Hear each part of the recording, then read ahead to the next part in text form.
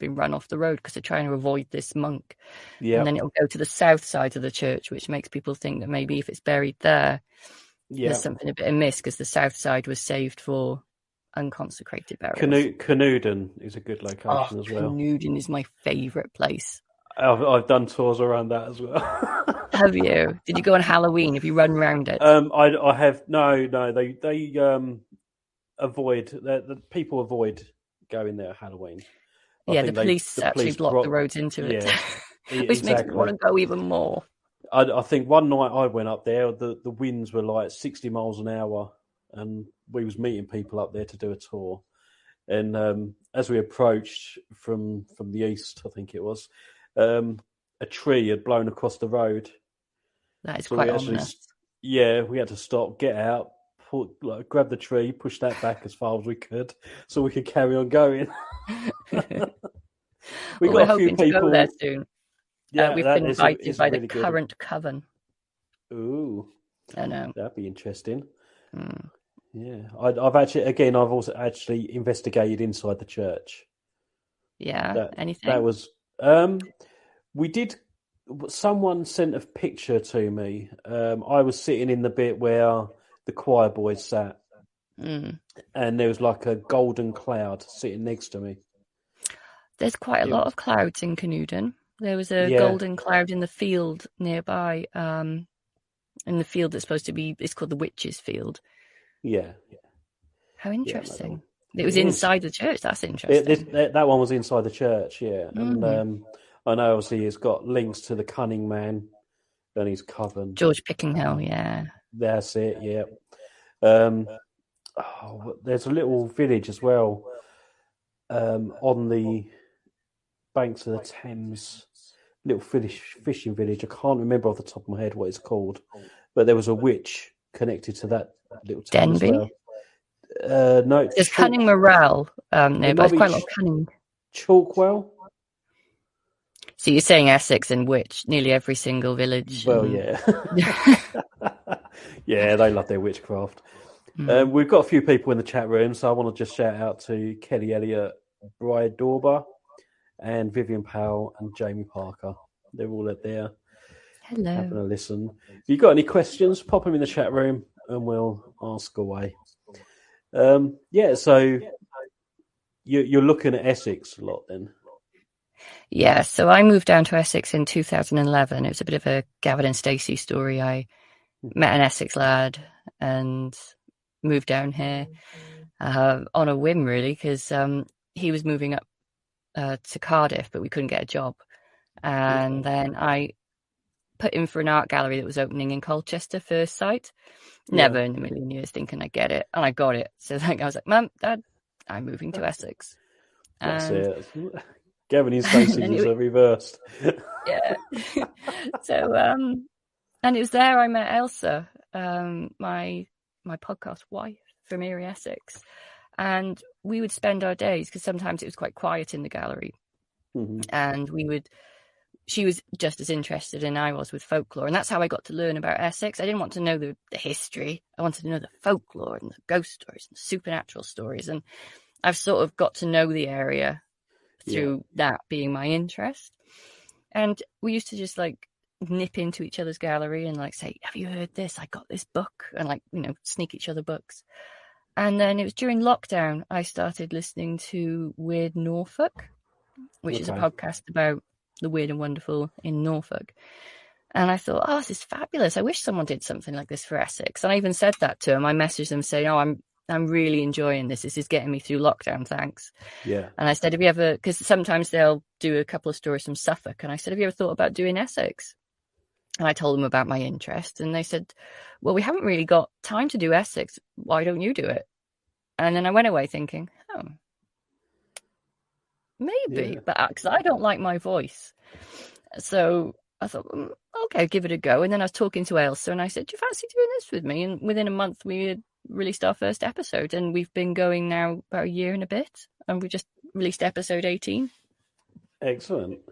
Looking at the devil.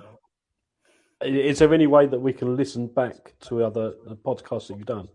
Oh, crumbs, yeah, they're all on pretty much every platform, iTunes and Spotify, Amazon. So just type in Eerie Essex and we'll come up.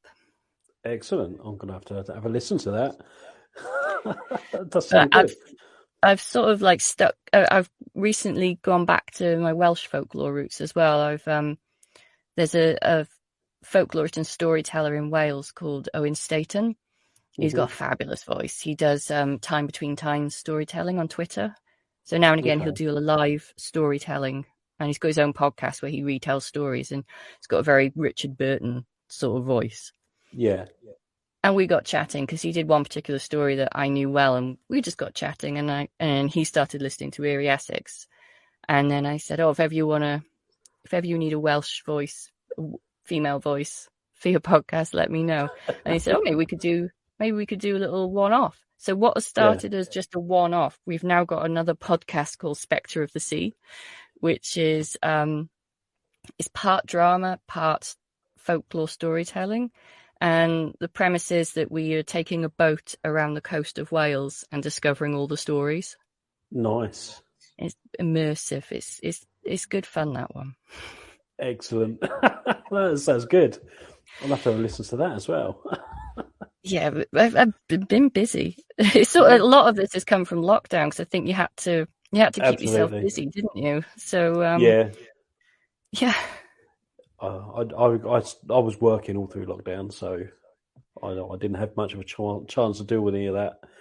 So I was quite lucky because I was on mat leave after having my second child, and then I was working part-time, so I had some working from home. So in between, while I was working, I'd be listening to podcasts, and I stop and then do a podcast. Yeah, that's it. Yeah, we done some as well. Got some podcasts out, and in the daytimes just work. Working from home, but it was all good fun. Yeah. So have you heard of the Children of Woolpit? The Green Children of Woolpit. I've been there as well. Have you been to Woolpit? I've been to Woolpit. They've got a nice little museum there, predominantly mainly about their brickwork, because there's a big factory there that makes bricks. Yes, there is. Yeah, but they had a little section on the Green Children. I think that's one of the first folklore stories I heard outside of Wales, because do you remember the Reader's Digest did these really cool like one-off, about like different themes, and they'd be like fairies and caves and dragons, and they were all bound in these lovely sort of covers. Yeah, I've got a Reader's Digest book, and it's quite a big, hefty book. Oh, is it? I think I've got it up there. Is it the coveted Folklore of Britain? I don't think. No, I think it was just Mysteries of the UK or something, or Mysteries of the World. Yeah, that's the other one. Everyone's looking for that one. Yeah, my dad. That's how I got into the paranormal. My dad had it, and every time he went to his bookshelf and see that missing, he's like, "Paul, where is it?" I think a lot of people got into folklore from those Reader's Digest books. I think they were actually the folklore podcast with Mark Norman recently did a whole thing on it, because it was a starting place for a lot of people who were in our sort of circles. Absolutely. So I just kept stealing the book and reading it before bed. And every time the book went missing, it was with me. But my dad actually gave it to me quite recently, and he said, "You can have it." And I'm like, "Okay, excellent." So that's where most of my shows came from. It's a good starting point, isn't it? It is, absolutely. It's a really good starting point. And the Green Children of Woolpit were in there. So I thought, while I'm in Essex, let's do a road trip to Woolpit, have a look around. And I've actually come up with a theory of why about the Green Children of Woolpit. Go on then. Well, during the period they were found, in the English vocabulary, they didn't have a word for blue. No, they didn't. No, they called it a shade. It was a shade of green.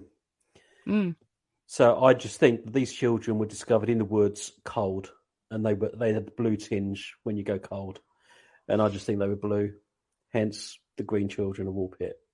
I think I've heard there's a few theories knocking around about why they were that colour. I think one is there's a lot of Flemish immigrants, and there was a particular thing they were eating. Yeah, eating a I've lot heard of it that. could cause the almost like, Sunny D with turning Yeah, kids orange. It was a similar effect, and then it just sort of wore off. But yeah. and then I St. just Martin's Land. I just think because they didn't have a word for blue when the kids appeared and they were really cold and they were blue from the cold, they just said, "Oh, they're green. Look at them." It's one of those mysteries I'd love to know, but also I like the mystery. I can't Yeah. decide if I want to know or not. It's like if Yeah. it was a really boring explanation, I'd be like, oh. Yeah, it would be nice to get a time machine and go back to all these things and have a look. Yeah. I know another mystery that I liked was the whole Richard III and where the body was laid to rest, Oh, and they found him in a car park, underneath a yeah. car park. And there's It's the actually a first place movie. they dug as well, wasn't it? Yeah. There's a movie coming out quite Ooh. soon called The Lost King, and it's about how they discovered the body of Richard III. Oh, some good stuff coming out. Because one of my Yep. favourite folklore tales is Jeff the Talking Mongoose. Oh yes, I know that one as well. It's Yeah. fab. And they're making a film of it with Simon Pegg, aren't they? Yes, they are. Yeah, I heard that one as well. That plays my co-host on the other network that I work with. Because I think we was at a convention in Essex, Hmm. and she heard about this Jeff the Talking Mongoose, and she's like, "Who would ever investigate a talking mongoose? That is just so ridiculous. Who would investigate it?" And everyone she asked while she was there was like, "Yeah, I'd investigate Yeah. it if it come to me. Yeah, if there's a possibility this mongoose is talking, I'm going to be there." And some of the stuff it came out with, I'd love Jeff to haunt my house. It's Wouldn't you brilliant. just? Yeah, Yeah. but she's never lived that down ever since. She said so. Oh, yeah, you don't disrespect Jeff. No, respect the mongoose. Respect the mongoose. No, that's good. You mentioned earlier that you do a lot of artwork. Is Mm. that paranormal related or just Yeah, something different? it's a bit of both, really.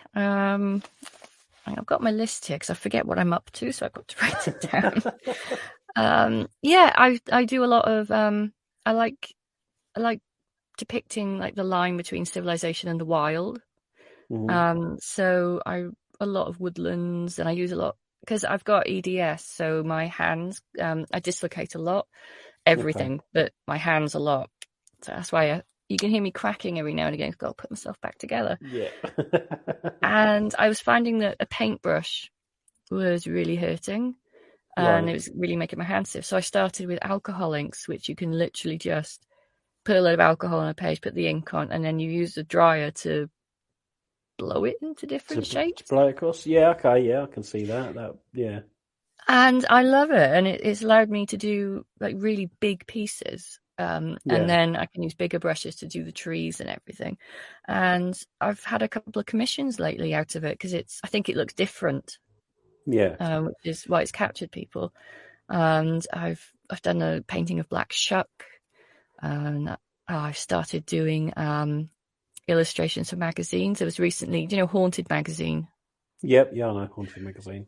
A friend of mine, Nigel Higgins from Out There Paranormal. Yep.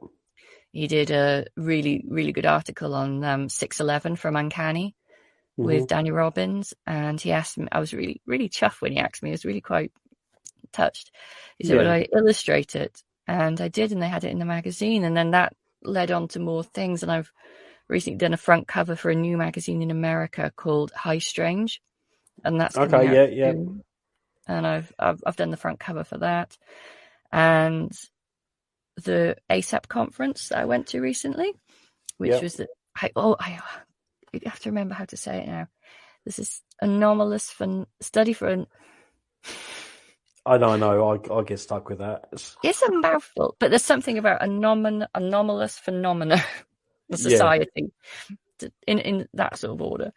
Yeah. The And AS. Let's just go with the ASSAP. ASAP,